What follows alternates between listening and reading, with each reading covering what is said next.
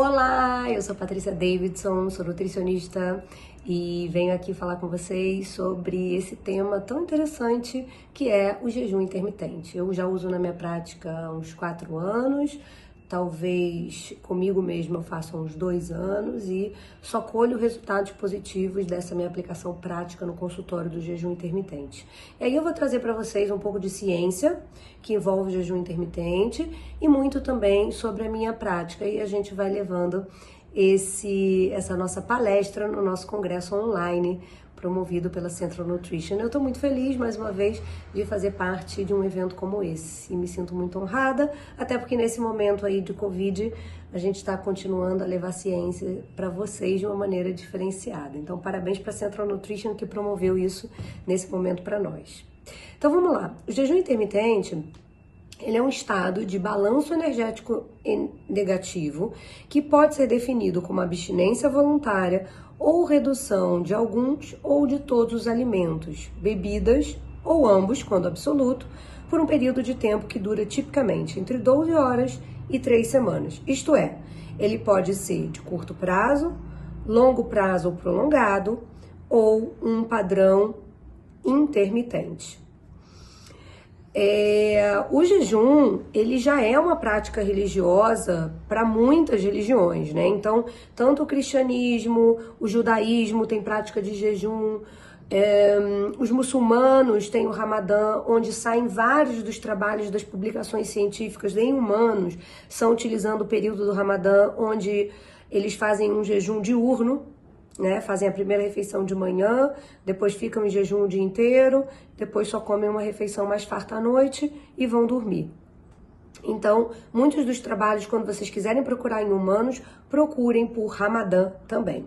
Antigamente, a gente falava muito em restrição calórica. Lá em 1997, falava que a restrição calórica era excelente, porque a restrição calórica, ela promovia uma redução dos radicais livres, uma redução dos processos inflamatórios, um aumento de longevidade. E essa restrição calórica, ela envolvia a gente diminuir entre 30% a 40% a nossa ingestão alimentar diária.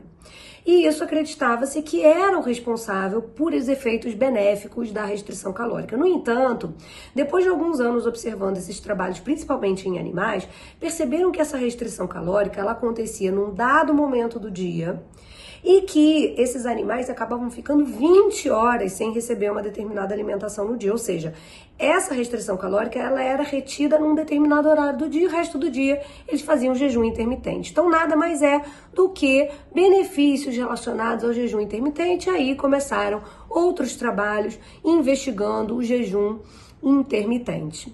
E aí o que tem de importante nesse jejum intermitente? Qual é a vantagem do jejum intermitente frente a apenas uma restrição calórica? E aí tem um slide bem relevante aqui para vocês, que ele fala sobre a troca metabólica da glicose, que proveniria, né, do fígado, da glicose hepática, para a formação de cetonas.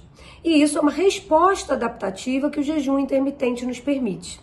Então, para que vocês possam entender, durante o jejum intermitente, a gente tem uma série de processos de inibição de processos anabólicos, favorecendo os sistemas de manutenção e de reparo da nossa célula. Então é como se, durante o período de jejum intermitente, a nossa célula parasse os mecanismos anabólicos, né? Então os hormônios que são anabólicos, tipo insulina, IGF-1, estão reduzidos, enquanto eu tenho um estímulo ao meu sistema de manutenção e de reparo, fazendo com que haja o quê? Uma maior resistência ao estresse, um reciclamento das nossas células danificadas. Então, eu tenho digamos assim, um descarte natural das células que são danificadas. Eu tenho um estímulo à biogênese mitocondrial, ou seja, a formação de novas mitocôndrias. Então, isso estimula vários órgãos nossos que têm uma população mitocondrial muito intensa. Promove a sobrevivência da célula, assim como melhora a saúde e a resistência a determinadas doenças. Então, é muito importante a gente entender que durante o jejum, quando a gente tem essa quebra da utilização da glicose como fonte principal de energia para a utilização de corpos cetônicos que vão ser provenientes da gordura corporal diante do período que a gente vai ficar sem se alimentar, é que começam a haver as principais vantagens relacionadas aos efeitos metabólicos e aos efeitos de saúde do jejum intermitente. E aí, que nesse slide de flexibilidade metabólica e a eficiência energética da nossa célula, a gente readquirir uma eficiência energética tem também tamanha importância. Então a gente precisa entender esse slide, por quê? Muitas das dúvidas de vocês em relação ao jejum, tipo, Patrícia, qual que é o melhor protocolo? Patrícia, o que você usa na tua prática? Patrícia, o jejum serve só para emagrecer? Por que uma pessoa emagrece no jejum? O jejum é melhor que a restrição calórica? Patrícia, qual o melhor protocolo? Será que eu fazer 16 horas de jejum? Será que eu pular dias com jejum, dias sem jejum? Vocês têm muitas dificuldades em relação a isso. Então eu trouxe alguns trabalhos científicos para que, mostrando os resultados deles, a gente possa chegar a uma conclusão do que é o ideal para o nosso paciente. E claro que customizar caso a caso, porque nem tudo que é visto num trabalho a gente vai conseguir reproduzir exatamente nos nossos pacientes. Então esse slide mostra o seguinte: tanto a glicose quanto os ácidos graxos, eles são as principais fontes de energia para as nossas células. Então, depois da refeição, a glicose ela é usada como energia e a gordura ela vai ser armazenada no tecido adiposo como triglicerídeo. E aí o que acontece é que durante um período de jejum, os seus triglicerídeos do tecido adiposo, eles vão ser quebrados, fracionados em ácido graxo e glicerol, que vão ser usados para a produção de energia. Então o fígado ele vai converter esses ácidos graxos em corpos cetônicos, que vão fornecer uma importante fonte de energia para vários tecidos, inclusive para o cérebro durante o período de jejum. No estado alimentado, os níveis sanguíneos de corpos cetônicos eles são baixos em humanos, e eles acabam subindo depois de 8 a 12 horas após o início do jejum, atingindo níveis de 2 a 5 milimols por 24 horas.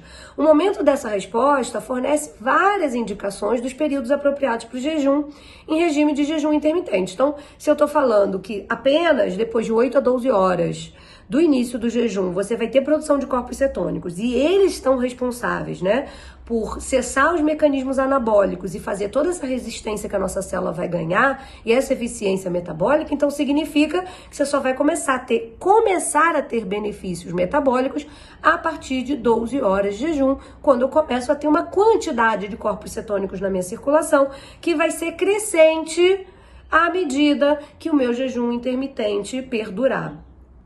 Os corpos cetônicos, eles não são combustíveis usados somente durante o período de jejum. Eles são moléculas potentes de sinalização, com efeitos importantes das funções de células e também de órgãos. Os corpos cetônicos, eles vão regular a expressão de várias substâncias que são importantes para a gente, né? Desde o PGC1-alfa, tem estímulo às sirtuínas, e isso faz com que a gente tenha benefícios à nossa saúde com o jejum intermitente. Durante o período de jejum intermitente, justamente por a gente ter uma redução das nossas atividades anabólicas, a gente tem uma redução do estímulo do mTOR. Com isso, a gente também vai ter um aumento de autofagia, um aumento de performance. A gente vai ter um efeito muito interessante ao nível cerebral, de aumento de cognição, de memória, de concentração, que é o efeito relacionado à plasticidade neuronal, a neurogênese, a formação de novos neurônios, por conta de uma maior sinalização do fator neurotrófico derivado do cérebro e uma maior produção aí de ATP, tá? Aí eu trago um outro slide que também é fundamental para a gente poder definir o que a gente vai começar a trabalhar com o nosso paciente. Então eu já entendi que corpos cetônicos, eles começam a ser produzidos a partir de 12 horas, basicamente, de jejum, né? Dali para cima. E aí, eu faço jejum todo dia, eu pulo determinados dias. Com esse slide a gente vai começar a entender a influência dos padrões alimentares, tanto no nível de glicose quanto no nível de corpos cetônicos, vendo que nesse slide as setinhas, elas vermelhas, elas vão representar os momentos de alimentação do nosso dia. E cada quadro desse, quadro A, quadro B, quadro C, eles vão representar 2 dias de alimentação ou de esquema de jejum, cada um vai significar um modelo alimentar diferente, tá? Então, vamos entender primeiro o modelo A. O modelo A, a gente tem de 12 da manhã às 12 da manhã do outro dia e de 12 da manhã de um dia até 12 da manhã de outro dia. Então, a gente está falando de 2 dias de alimentação.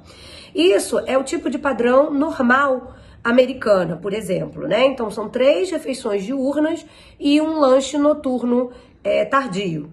Tá? Então, no bloco A, no quadro A, a gente tem 4 refeições num dia, 4 refeições no outro. Olha a glicose como ela se comporta. Então, cada vez que eu me alimento, eu tenho uma produção de glicose que se acentua, depois ela cai, depois eu como de novo, ela se acentua, depois ela cai, até que se mantenha assim nos 2 dias. E o que acontece com as cetonas? Estão baixas, não estão sendo produzidas, porque eu expliquei para vocês que as cetonas são produzidas quando a gente deixa de utilizar a glicose.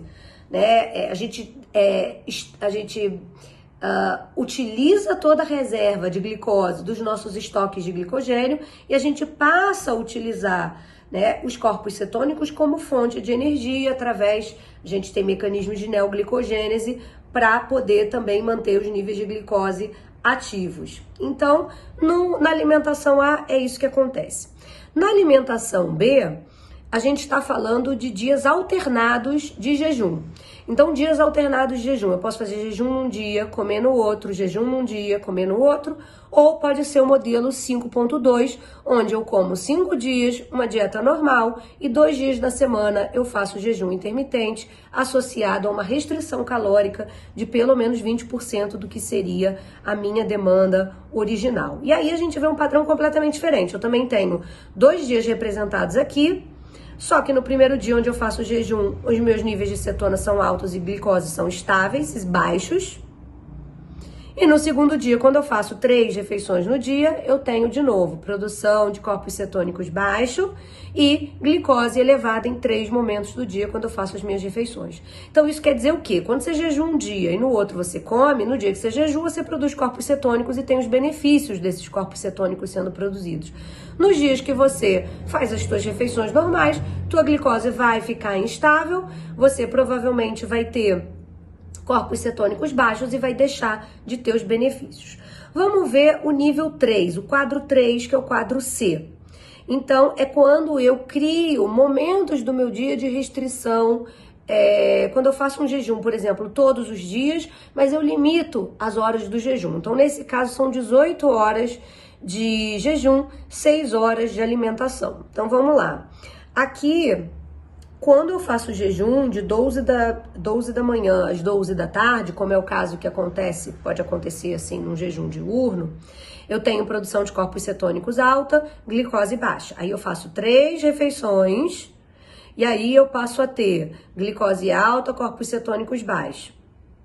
Aí eu passo um período sem me alimentar, onde, de novo, a glicose cai e os corpos cetônicos tendem a aumentar. Mas vejam, comparem o quadro B com o quadro C. No quadro C, as cetonas, elas sobem muito pouco, elas estão muito próximas do nível low, do nível baixo. Enquanto que no quadro C, elas chegam no nível high, no nível alto. Então, o que está mostrando aqui pra gente é que jejuns em dias alternados, ou modelo 5.2, 2.2 ou 5/2, ele é mais adequado para promover a produção de corpos cetônicos e, consequentemente, os benefícios metabólicos que isso nos traz. Interessante, né? Quando a gente pega um dado isolado de um trabalho científico e a gente tenta extrapolar e poder definir estratégias nutricionais, estratégias de perda de peso, estratégias para a saúde do nosso cliente que façam mais sentido. Então não é porque eu ouvi que o galo cantou que o jejum intermitente de 24 horas é melhor, ou porque o jejum é melhor fazer todos os dias, que isso é a realidade. A gente está se baseando em dados científicos para poder ter tomada de decisões. Tá ok? Às vezes, eu, Patrícia, posso usar um jejum intermitente diariamente para o meu paciente, onde ele pode comer só 6 horas ou 8 horas, mas muitas vezes porque isso funciona para ele do ponto de vista dele se organizar na alimentação dele em casa, e não porque isso vai trazer melhor resultado metabólico ou melhor resultado de saúde. Entendam? Então, nem sempre a gente vai estar utilizando uma determinada ferramenta desta forma, porque os trabalhos mostram um melhor resultado, mas muitas vezes porque aquilo vai funcionar melhor do ponto de vista organizacional do meu cliente, né? E é muito importante, gente, isso eu percebo cada vez mais na minha prática, muita gente aí está iniciando, ou enfim, tem consultórios, mas talvez não tenha ainda um consultório de sucesso, e até por isso que eu montei uma mentoria esse ano sobre isso, tá saindo já, para poder ensinar essas questões que são referentes à nossa prática de consultório, porque cada vez mais eu tenho certeza de que é importante a gente ter atualização científica, é fundamental, um profissional que não se atualiza não existe isso, e por isso que a gente tem que estar sempre presente nesses eventos, e eu gosto muito de ter minha participação, mas a gente tem que ter coerência entre o que a gente aprende e o que a gente aplica. E isso vem de experiência, isso vem de prática de consultório e vem, no caso, por exemplo, de uma mentoria, de alguém pegar na tua mão e te ensinar como que deve ser feito.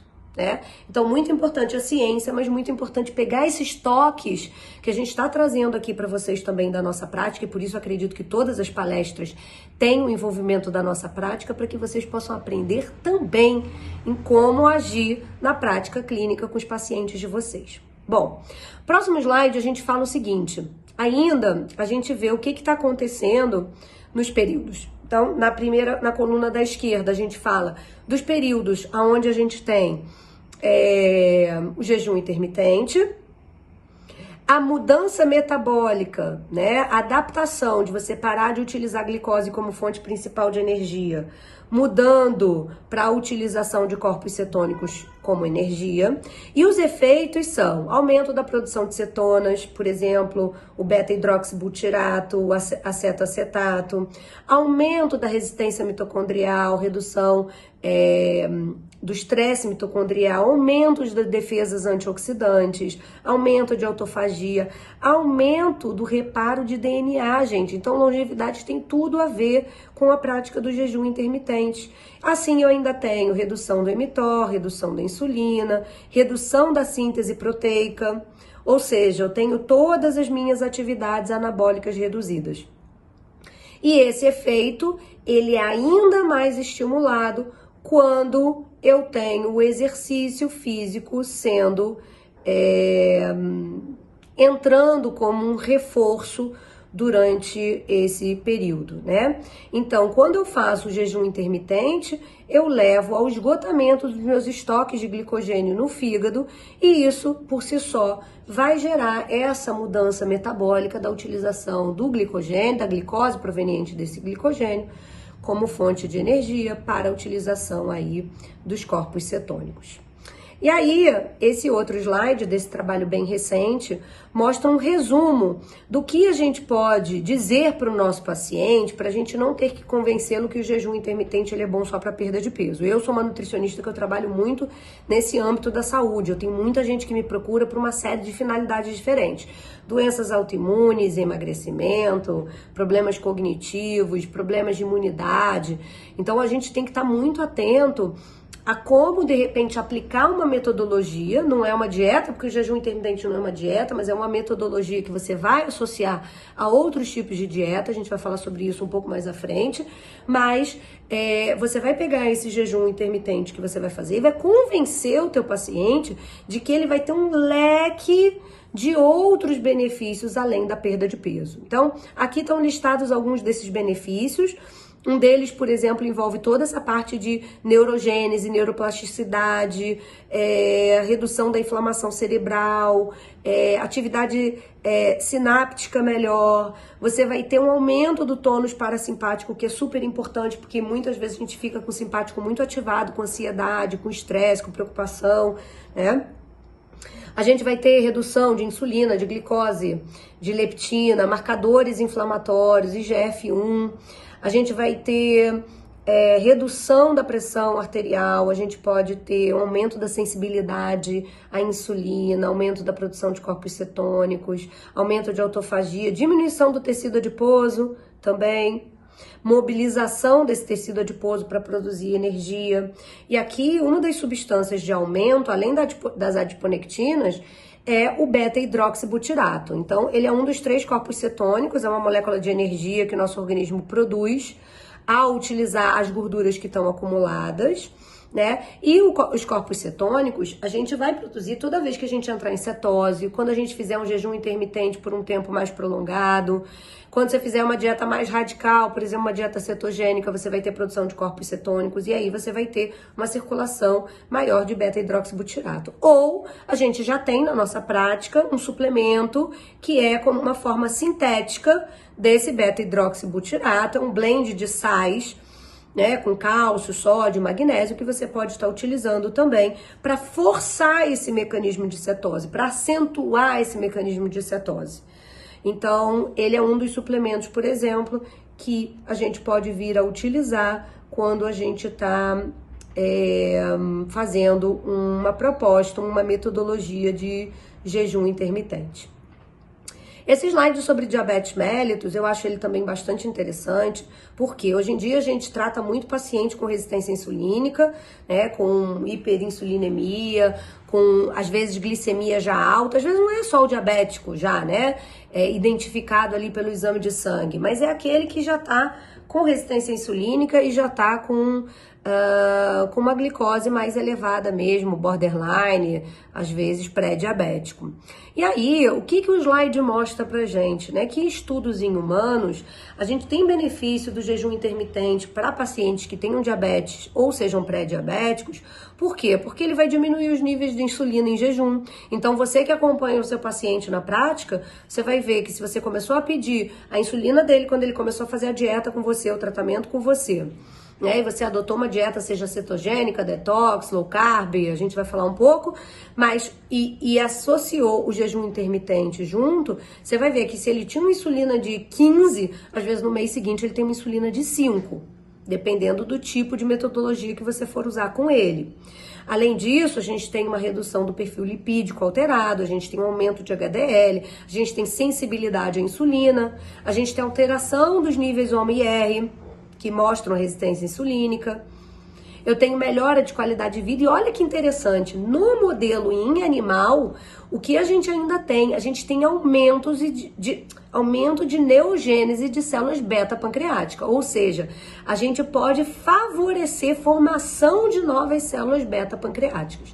Isso ainda em humanos não está comprovado, mas em modelos animais a gente já tem isso, que há uma menor destruição de células beta e uma renovação de células beta-pancreáticas. Isso é de extrema importância na nossa prática, porque a gente pode vir a ter um paciente não só apresentando uma melhora de insulina momentânea nos exames dele, mas de fato tendo uma regeneração do pâncreas. Isso pode ser interessante até para pacientes com diabetes tipo 1, tem alguns trabalhos com jejum intermitente também nesse grupo populacional. Quais seriam os melhores protocolos? Então, os mais estudados em humanos, quais são? São os dias alternados de jejum. Então, o que são dias alternados de jejum? Um dia você faz o jejum o dia todo, no outro dia você come normal. No outro dia você faz jejum o dia todo, no outro dia você come normal. Pode ser o jejum intermitente 5.2, ou 5.2 2 pontinhos 2, ou 5/2. É um jejum por 2 dias na semana, não consecutivos, com restrição de 25% das calorias consumidas. Como é que é isso, Patrícia? Então, se você come normalmente 2.000 quilocalorias, você vai ter um consumo só de 500 calorias no teu dia. E 500 calorias você só vai comer em 2 refeições do teu dia e o resto do dia vai ser de jejum intermitente, ok?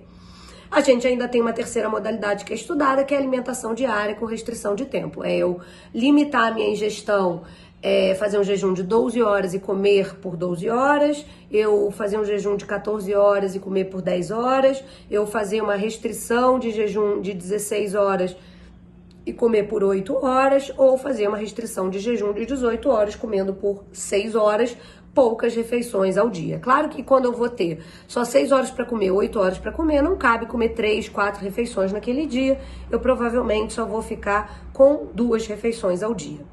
Aqui nesse quadro tem um resumo desse trabalho de 2017 com os protocolos mais estudados em humanos. Então tem o que eu falei de dias alternados de jejum. Tem o 5.2, que a gente vai ter um consumo de 20 a 25% das necessidades energéticas de um dia reduzidos e vai fazer por dias não consecutivos esse jejum. Então foi estudado dessa maneira. Ah, Patrícia, posso fazer segunda e terça toda semana? Vai funcionar, mas não vai funcionar como foi estudado, tá? Tem o terceiro que eu falei pra vocês, que é esse que a gente vai fazer muitas vezes menos de 3 refeições ao dia e vai excluir as refeições por uma parte do dia e outra parte do dia a gente vai consumir. Tem o jejum religioso, tem o jejum do Ramadã, que inclusive está acontecendo agora, é quando a gente faz uma pequena refeição de manhã, quando o dia está clareando. Eles vão rezar durante o dia, tem várias rezas durante o dia, isso faz parte da religião muçulmana. Depois, no fim do dia, quebra-se o jejum com uma refeição mais farta. Minto, a refeição da noite é mais leve e a refeição da manhã ela é mais farta. E aí, você basicamente tem 12 horas de período de jejum diurno. E tem outros tipos de jejuns religiosos, tem de adventista do 7º dia, que podem ter 2 refeições leves no fim do dia, sendo de tarde essas refeições, e você acaba fazendo um jejum noturno mais longo, ok? A gente pode ver também um slide, foi o último slide que eu achei e montei aqui para nossa aula, né? Ele vai mostrando ao longo do tempo como que vai se dando as respostas depois que eu faço uma refeição. Então, no tempo 0, que é logo ali em cima do slide, então a gente tem um consumo de energia, de caloria, a gente fez uma refeição. Aí eu tenho um estado alimentado. Nesse estado alimentado eu tenho aí um aumento de glicose, eu preciso recrutar a minha produção de insulina, eu vou ter a minha lipólise diminuída, não vou ter liberação de ácidos graxos livres, eu não vou fazer gliconeogênese, porque não preciso, tenho glicose disponível. E quando eu tenho um excesso de ingestão calórica, isso vai virar um estoque de gordura corporal, né? No tecido adiposo. Depois que passam lá 3 horas, eu tenho uma fase pós-absortiva, eu vou tendo já queda da insulina, eu vou ter mecanismos de fazer a minha glicose subir de novo, né? E aí eu começo a ter um início de lipólise, né? Com 18 horas depois que eu fiz a minha refeição. Então, eu começo a ter lipólise, eu começo a ter gliconeogênese, eu começo a ter tudo que vai fazer eu jogar glicose de novo na minha circulação sem ter comido. E aí a gente vai andando o slide à medida que, como se estivesse no sentido relógio, e eu vou vendo o que vai acontecendo com 36 horas, com 48 horas, com mais de 48 horas. Ou seja, vocês vão passando a entender que conforme esse jejum ele for ficando mais longo, então aqui, por exemplo, 36, 48 horas, eu vou tendo catabolismo de músculo, eu vou tendo lipólise acentuada, ou seja, eu vou tendo quebra de gordura corporal acentuada, eu vou tendo aumento da produção de glucagon para poder quebrar esse tecido adiposo, eu vou tendo redução da insulina, cada vez mais eu não tenho mais insulina sendo liberada, porque eu vou tendo mais produção de corpos cetônicos, mais gliconeogênese. Então, quanto mais tempo de jejum, mais eu vou tendo essas alterações de utilização de tecido adiposo. A gente sabe também que os regimes de jejum intermitente, eles influenciam a regulação metabólica também por intermédio não só da mudança do relógio biológico da gente, como também da microbiota intestinal. Isso é um dado super relevante que eu vou mostrar em alguns slides mais à frente, onde a gente vai falar o quanto o jejum intermitente pode modular essa microbiota intestinal. E quando a gente também entende o papel que o jejum intermitente ou a supressão de algum tipo de refeição pode ter no meu relógio biológico, eu passo a entender qual é a melhor refeição para eu suprimir. Qual será que é? Muita gente pergunta isso para mim com frequência. Patrícia, mas é melhor eu, de repente, deixar de jantar? Ou, de repente, é melhor eu, de repente, não fazer café da manhã? É melhor eu antecipar o meu jantar? O que eu faço? E faço o meu café da manhã? O que você recomenda? Primeiro, a gente tem que ver como é que é o estilo de vida do nosso paciente. Mais uma vez, voltando na ideia lá que eu falei da mentoria, né? Às vezes a gente precisa de alguém que puxa a nossa mão, puxa a gente pela mão para ensinar como que a gente escuta um paciente e a gente tenta adaptar a informação científica que a gente recebeu no congresso para a realidade dele. Não adianta eu descobrir que o ideal é eu jantar o mais cedo possível para começar o meu jejum, que é isso que vocês vão ver, que é o que mais atende o nosso relógio biológico e mantém ele adequadamente funcionando, mas eu preciso ouvir esse meu cliente. Ele precisa ter a escuta de vocês, porque isso pode não funcionar na prática dele, porque às vezes às 5, 6 horas da tarde ele está no escritório e ele tem hábito, porque o único momento do dia dele é jantar com a família, com os filhos e com a mulher às 8 horas da noite, ou às 7h30, ou 9 horas, quando ele chega em casa. E aí você não vai quebrar esse mecanismo, né, de reunião familiar e tudo mais, porque isso pode vir a funcionar uma semana ou 2 e não funcionar depois disso. Então a gente também tem que ter atenção de ter essa escuta. Então nem tudo que vocês vão me ouvir falar que é o melhor aqui é o que vai se aplicar corretamente para esse paciente de vocês, tá? Então, nesse slide, prestem atenção aí do relógio biológico, né, do ritmo circadiano. Os organismos, eles evoluíram para restringir sua atividade à noite ou dia, desenvolvendo um relógio biológico que determina a nossa fisiologia, nossa secreção hormonal, nosso sono. Nesse nosso relógio biológico normal, ele é regulado pelo núcleo supraquiasmático no hipotálamo e é arrastado por estímulos de claro e de escuro, por isso que é importante a gente ter acesso ao claro e escuro, e por isso que a gente fala tanto da importância da gente dormir num ambiente muito escuro, porque isso são reguladores desse relógio biológico lá dentro do nosso hipotálamo. Quando há uma desincronização desse relógio principal e dos relógios circadianos periféricos, então a gente tem esse lá no hipotálamo e a gente tem outro em outras células, como do fígado, do músculo esquelético, do tecido de gordura. Eu posso, quando eu tenho essa desincronia do relógio biológico, eu posso aumentar o risco para doenças crônicas. A alimentação errada, ela pode ser um dos fatores que gera essa desincronia. Então, consumir energia fora da fase de alimentação normal, isso é, comer tarde da noite demais em humanos, pode redefinir alguns relógios biológicos periféricos e atrapalhar o balanço energético desse indivíduo. A gente sabe, por exemplo, que a sensibilidade à insulina, ela diminui ao longo do dia e da noite. Ou seja, eu vou tendo menos sensibilidade à insulina à medida que o dia vai escurecendo e chegando à noite. E isso se deve ao ritmo circadiano da produção de insulina, que acontece dessa forma, maior durante o dia do que durante a noite, e a ação do hormônio de crescimento, que também vai crescendo mais, tem secreções pulsáteis mais à noite. Então, a gente entende que as refeições consumidas à noite, elas estão associadas a uma maior exposição pós-prandial à glicose e à insulina do que as refeições com conteúdo correspondente consumidas durante o dia, levando ao aumento dos níveis de hemoglobina A1C e ao risco de diabetes tipo 2 ao longo do tempo.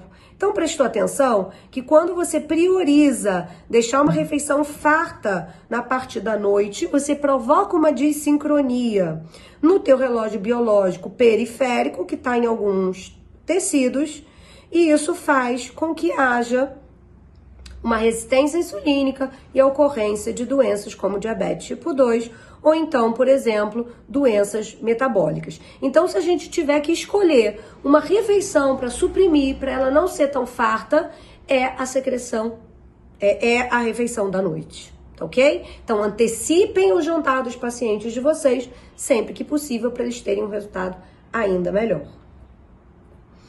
Sobre a microbiota intestinal, esse trabalho aqui de 2019, ele fala do principal mecanismo que o jejum provoca na alteração da microbiota intestinal, induzindo respostas metabólicas interessantes, né? Então, o jejum aqui, no caso, em dias alternados, levou a uma mudança na composição da microbiota, aumentando os níveis de firmicutes, diminuindo a maioria dos outros filos, consequentemente aumentando a produção de ácidos graxos de cadeia curta, enquanto outros animais que tinham uma alimentação mais liberada não tiveram essa alteração da microbiota. E um outro dado muito interessante que eu achei num trabalho aí de 2017, e também foi um dos últimos slides que eu fiz, porque, gente, é impressionante, né? Quem gosta de fazer aula é assim. A gente vai procurando e um puxa o outro, que puxa o outro, que puxa o outro, que puxa o outro, e quando a gente vai ver, a aula nunca termina, porque a gente sempre quer colocar mais uma informação relevante, a gente sempre quer levar uma informação de qualidade. E aí eu achei esse trabalho, que ele é muito legal, porque ele mostra também que o jejum em dias alternados, ele ajuda no desenvolvimento de gordura bege no tecido adiposo branco e melhora a obesidade, a resistência insulínica e a esteatose hepática. Então, é importante porque a ativação da termogênese bege, ela é uma abordagem promissora no tratamento das doenças associadas à obesidade. E a gente não tem fármaco conhecido, suplementos, que efetivamente induzam isso em humanos. E a gente entendeu que a ativação do tecido adiposo marrom ou o escurecimento do tecido adiposo branco pode ser uma terapia promissora para doenças metabólicas. Então, o que a gente viu? Como a gente não tem, os humanos adultos, né, eles não têm um tecido adiposo marrom ativo, a conversão da gordura branca em gordura bege, em vez da ativação do tecido adiposo marrom, teria um potencial terapêutico maravilhoso. E a gente descobriu aqui nesse trabalho que o jejum intermitente pode ser uma das ferramentas que faz a gente ter o desenvolvimento dessa gordura bege no tecido adiposo branco, melhorando essas doenças metabólicas relacionadas à obesidade, esteatose, resistência insulínica, e isso acontece por alteração da microbiota por conta do jejum intermitente. Jejuns em dias alternados, que a gente já viu também, que é o mecanismo que mais faz eu produzir os corpos cetônicos e ter resultados. Então, nesse caso, há mudanças da microbiota, levando ao aumento de produtos de fermentação. Então, eu tenho aumento de acetato, de lactato, que vão regulando positivamente os transportadores em células bege de gordura, melhorando os efeitos metabólicos. Olha só que interessante. Então, jejum intermitente modula a microbiota e também favorece esse efeito termogênico. Então, o jejum não emagrece só por mecanismo de diminuir a insulina, de mobilizar a gordura corporal, de eu produzir corpos cetônicos, de eu ativar glucagon ao invés de insulina, de eu fazer restrição calórica uma parte do meu dia. Funciona também porque eu tenho um estímulo à termogênese, isso em modelos animais, claro, mas pode ser um efeito promissor também da modificação que o jejum promete dentro da microbiota do intestino. Falando um pouco sobre suplemento, e aí claro que modulações da microbiota são necessárias, então sempre tratar esse intestino, a gente trabalhar sempre no intestino no sentido de melhorar a absorção dos nutrientes, porque ali naquele sítio intestinal que a gente vai absorver aminoácido, que eu vou absorver nutrientes, tanto da minha dieta quanto de possíveis suplementações que o nutricionista ou o seu médico vão implementar, né? Então vocês que estão assistindo, sempre trabalhar nessa parte intestinal, vocês têm palestra no congresso sobre isso, mas vai ser sempre muito bacana para otimizar o que vem pela frente. Eu costumo dizer que às vezes o nutricionista ele se preocupa muito com o que ele vai administrar, com a qualidade do que ele administra. Então, muitas vezes ele está preocupado se o alimento vai ser orgânico, se vai ter glúten, se tem leite, como é que é isso. Quer dizer, a matéria-prima do que a gente põe para dentro, ela é fundamental, não tem a menor dúvida disso. Mas muitas vezes, se você não tem os mecanismos de aproveitamento daquilo que você consome, de nada adiantou escolher um produto de qualidade, entendem? E aí, um dos produtos que eu mais uso durante meus protocolos de jejum é o amino. E por que aminoácido essencial faz sentido? Por vários motivos. E aí eu posso usar 10 gramas, eu posso usar 20 gramas, depende do meu paciente, depende da adequação da dieta dele e depende de quanto tempo ele passa em jejum e quantos dias ele faz jejum. Por exemplo, se ele faz jejum mais prolongado, ele tem uma janela de alimentação mais curta, muitas vezes eu tenho que entrar com uma quantidade de aminoácidos maior e aí eu vou usar 20 gramas de uma vez, né?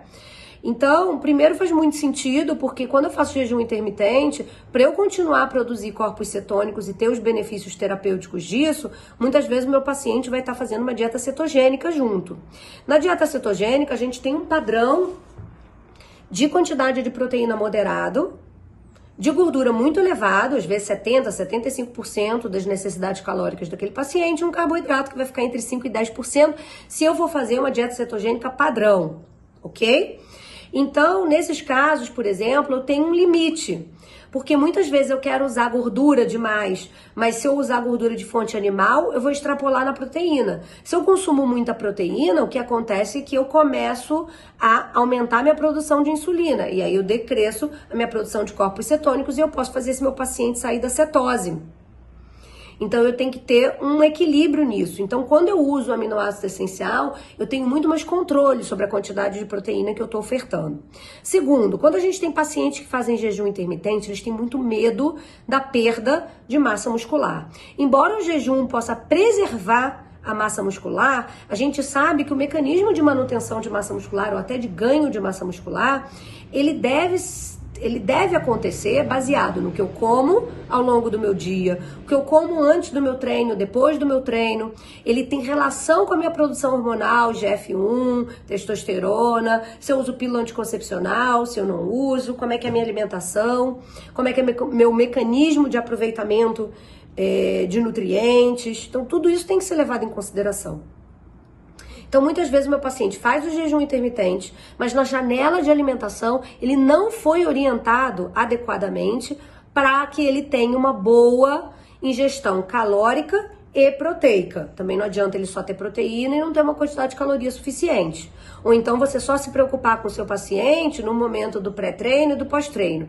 Claro, não falei aqui, mas é lógico que também, além da questão hormonal e da questão alimentar, a gente precisa ter um treino de qualidade, um treino assistido, um treino orientado para você também, para que a gente tenha esse padrão de manutenção de massa ou até de hipertrofia durante um período que um paciente faça jejum intermitente. Então, o aminoácido essencial, ele traz essa facilidade do controle melhor, de muitas vezes ele poder entrar como um lanche. Muitas vezes o paciente não tem muito tempo à tarde de fazer lanche, ele só tem 3 refeições para fazer por dia. Se eu não der uma oferta proteica à tarde para ele, fica complicado. As opções de proteína muitas vezes são limitadas no sentido de não consegue levar para o trabalho, ou então vai ter que ficar com uma coisa industrializada, que de repente é rica em adoçante, corante, conservante, ou vai usar um shake que de repente é de uma proteína que não se adapta a ele. Por exemplo, eu tenho intolerância à proteína do leite. Se eu ficar usando a proteína do whey protein, certamente eu não vou ter uma boa digestibilidade, não vou ter um bom aproveitamento dos aminoácidos que dali vão vir. Então, o que eu preciso fazer para isso? Eu preciso achar qual é o meu aminoácido ideal, ou qual é a minha proteína ideal. E aí eu acabo utilizando os aminoácidos essenciais, porque ele vai funcionar tanto para um paciente que tem boa digestibilidade, quanto para um paciente que de repente estufa, distende, fermenta muito, faz muita putrefação de proteína quando consome, tem muito sintoma digestivo, ou então tá com uma desbiose muito grande, vai demorar um tempo para eu recuperar essa função digestiva, esse intestino inflamado, subclinicamente, mas cronicamente. Então eu vou utilizar uma substância de mais fácil aproveitamento, né?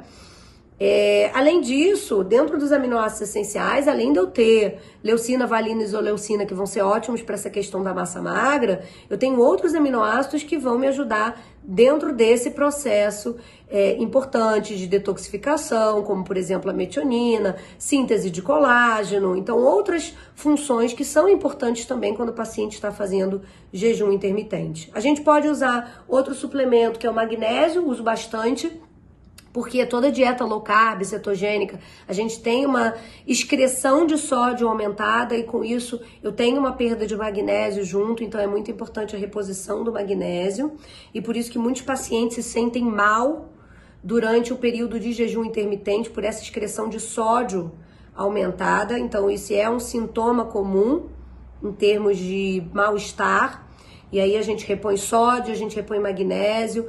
O MCT é um suplemento que eu diria que é vital.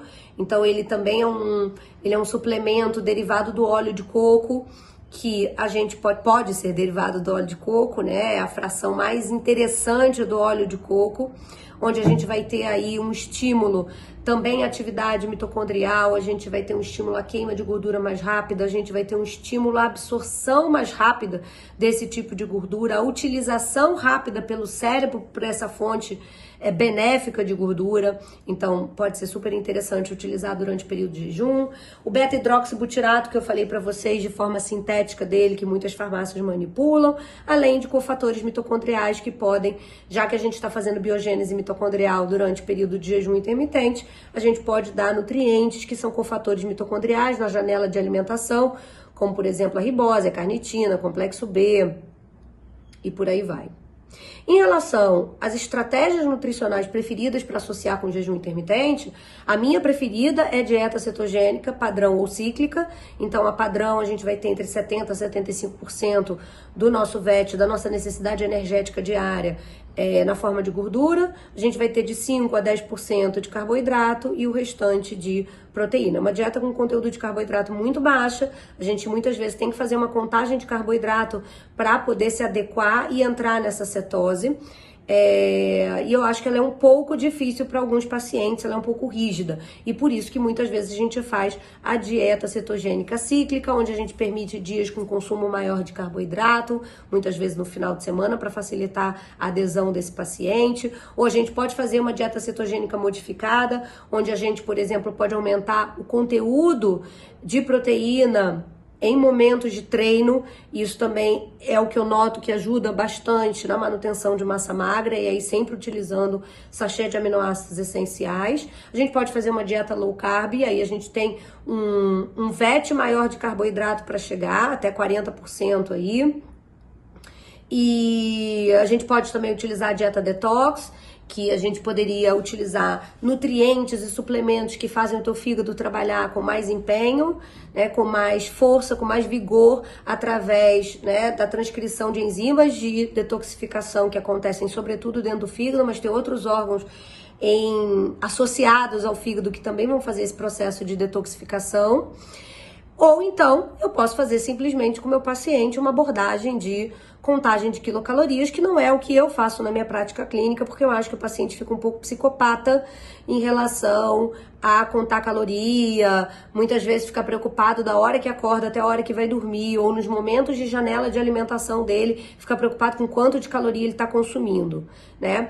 Aqui os estudos todos com jejum intermitente, ele mostra que no dia que você faz jejum, no dia que você não faz jejum, você deve seguir sua alimentação normal, seu padrão normal de alimentação, que pode não ser excessivamente calórico, ele pode ter um cuidado, mas ele também não precisa ter uma restrição calórica importante. E eu acho que uma das vantagens em termos práticos do jejum, e é isso que eu gosto de trazer para os nutricionistas, dentro desse conceito de mentoria que eu estou lançando, que é da gente, mais uma vez, olhar para quem é o nosso cliente. Eu noto que o meu paciente, por exemplo, ele, através do jejum intermitente, ele passou a ter uma ferramenta muito mais útil de controle, onde ele sabe que naquele momento do dia ele não vai comer, mas num outro momento do dia ele vai ter um pouco mais de liberdade para comer, do que aquela escravidão que os pacientes viviam antes, da hora de acordar até a hora de dormir, contando caloria de tudo que come e medindo tudo. É uma colher de chá, uma colher de sobremesa, uma colher de sopa. Então eu percebo uma maior adesão aos pacientes no mecanismo de jejum intermitente do que simplesmente se deter a uma contagem de caloria ou uma contagem de caloria associada ao jejum intermitente. Então, esses são os meus toques principais da minha prática e do que eu li de mais recente nos trabalhos científicos, só trabalhos novos para vocês. Espero que vocês tenham gostado e coloquem logo em prática. Um beijo e até a próxima.